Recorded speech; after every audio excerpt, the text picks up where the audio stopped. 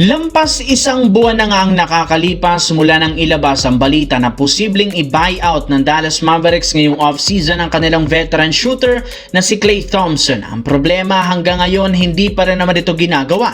Kaya nawawala ng tiwala ang kupunan na interesado kay Klay na mangyayari pa ito kagaya na lamang ng Miami Heat na kasalukuyan na nga pong naghahanap at gumagawa ngayon ng plan B kung sakaling mabigo sila sa pagkuha sa kanya.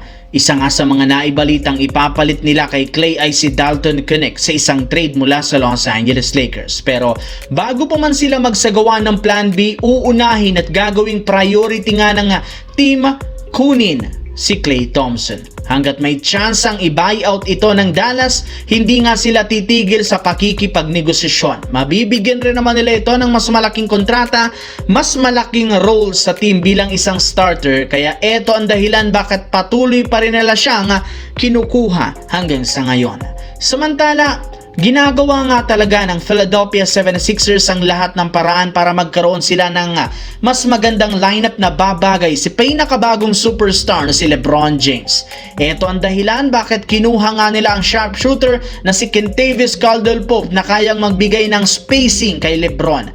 Balak rin naman ng coaching staff na gamitin si LBJ bilang point guard at playmaker para mailabas ang tunay na laro nito. Maliban diyan, may isang bagay ang gustong gawin ng Philadelphia sa kanilang lineup para mas maging epektibo si LeBron. Ito ang pagkakaroon nila ng tatlong big man o sentro sa front court. Ayon sa isang insider, sinusubukan nga ng team makipag-negosasyon sa kampo ni Kevin Love at bigyan siya ng kontrata at gamitin ito bilang pangatlong sentro kasama sina Joel Embiid at Adem Bona.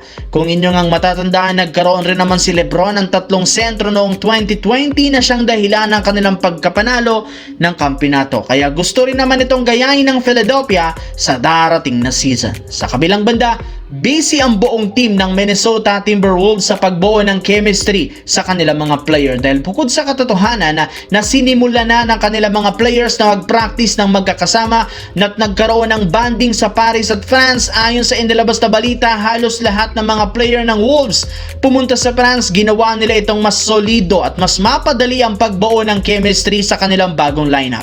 Nagtutulong-tulungan sina Anthony Davis at LaMelo Ball sa kanilang practice upang magamay nila ang playing style.